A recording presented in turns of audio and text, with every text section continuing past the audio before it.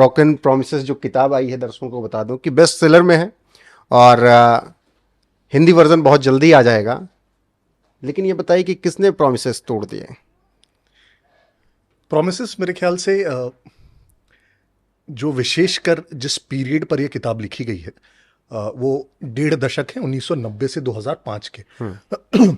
और 1990 में हम सभी को पता है कि लालू पहली बार मुख्यमंत्री बने और उनका मुख्यमंत्री बनना एक बहुत ही ऐसा स्टेज था जहां पे लोगों को बहुत आस थी उनसे, और जिस प्रकार की उन्होंने राजनीति की थी, जिस प्रकार के बैकग्राउंड से वो आते हैं, जिस प्रकार से उन्होंने बोलना शुरू किया, जिस प्रकार से लोगों की आवाज़ उठाई और पिछड़ों के एक नेता के रूप में उभरे, तो लोगों की एक बहुत आस बंधी कि लालू अगर अब मुख्यमंत्री बने हैं तो कुछ बहुत अच्छा होगा इस राज्य के लिए, पूरे राज्य के लिए, और खासकर उस वर्ग के लिए जो उस वक्त तक बहुत मार्जिनलाइज्ड रहा था। जैसे जो पिछड़ी जातियां हैं, जो दलित हैं, जो जिनको अपना हिस्सा शायद नहीं मिल पाया था, जिनको अपना हक नहीं मिल पाया था, तो उनमें एक आस बंधी कि ये अब एक ऐसा नेता आया है जो हमारी बात करेगा, हमें आगे ले जाएगा और पूरे राज्य को ही आगे ले जाएगा।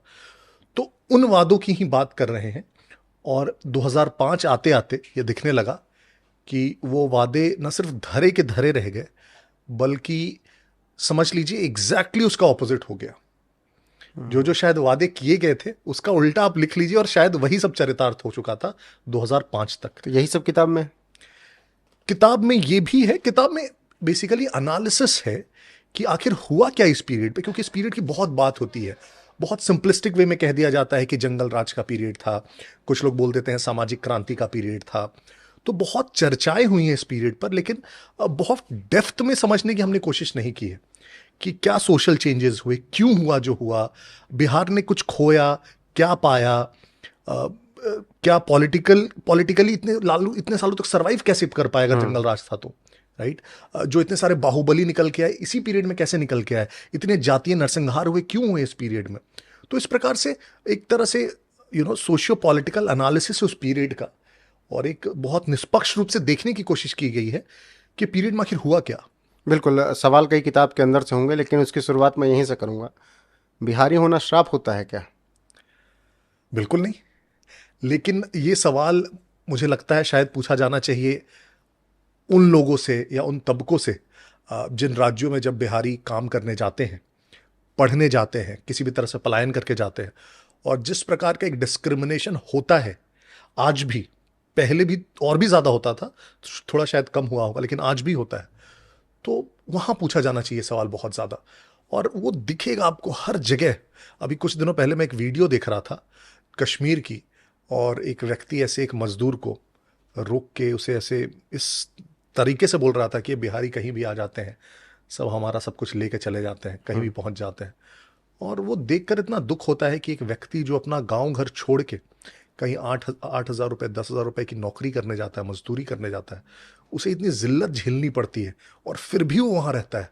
सोचिए व्यक्ति कितना मजबूर होगा।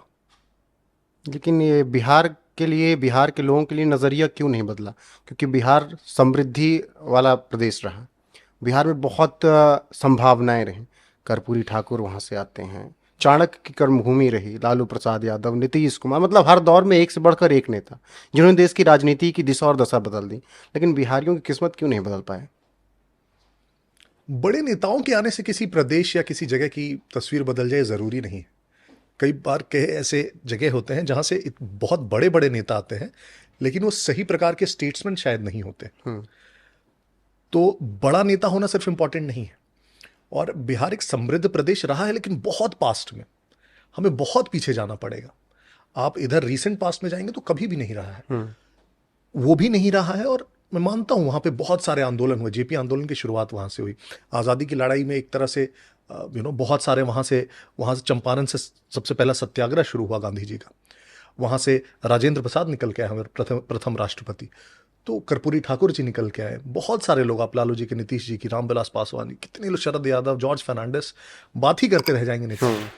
लेकिन अगर सिर्फ नेताओं के होने से कोई प्रदेश सुधर जाता तो मेरे ख्याल से जरूर सुधर चुका होता बिहार। लेकिन और ये विडंबना है कि कई केस में जो अभी कुव्यवस्था है या पिछड़ापन है बिहार का, उसके जिम्मेदार ये नेता भी हैं। वो नाम बड़े हैं लेकिन दर्शन छोटे हैं।